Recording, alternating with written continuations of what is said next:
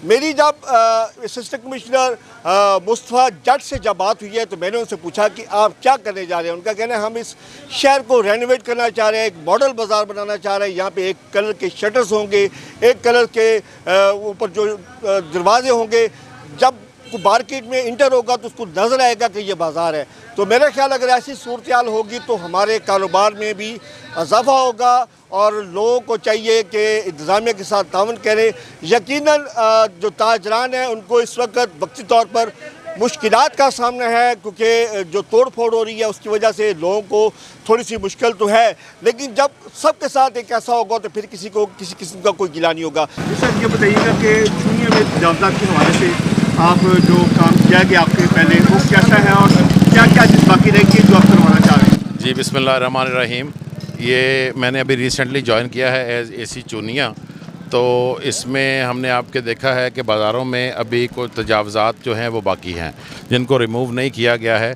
तो इस पे मैं ये मैसेज देना चाहूँगा कि गवर्नमेंट की ज़ीरो टॉलरेंस पॉलिसी है।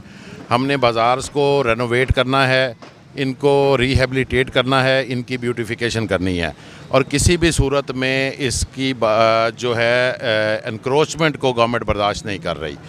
हम इनको एनक्रोचमेंट रिमूवल कर रहे हैं, उसके बाद इनकी अर्बन डेवलपमेंट की जाएगी, इनकी प्रॉपर बाज़ारों की रीस्ट्रक्चरिंग हम करेंगे, उसमें जो इनको सहूलियात का फुकदान है वो भी देंगे और एक प्रॉपर अच्छे अंदाज से बाज़ारों को मेंटेन करेंगे।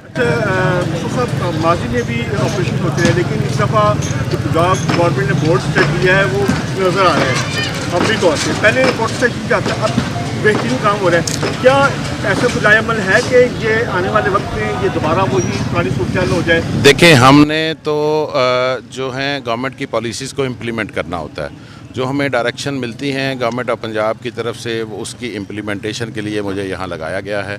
तो इंशाल्लाह इस पे ज़ीरो टॉलरेंस पॉलिसी है और इसको प्रॉपर अंदाज में, इसको विदाउट डिस्क्रिमिनेशन हम इम्प्लीमेंट करेंगे। अच्छा, मेरा सवाल ये है कि किसी भी गवर्नमेंट का तजावज़ात को उसकी कोई उसको बाकी नहीं है।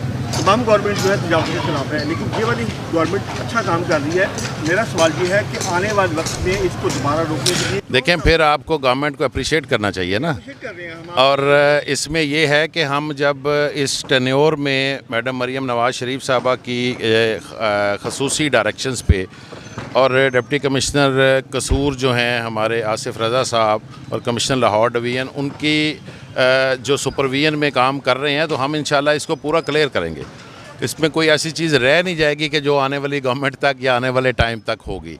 जितना मैक्सिमम हम डिलीवर कर सके करेंगे। इसके बाद आगे गवर्नमेंट की जो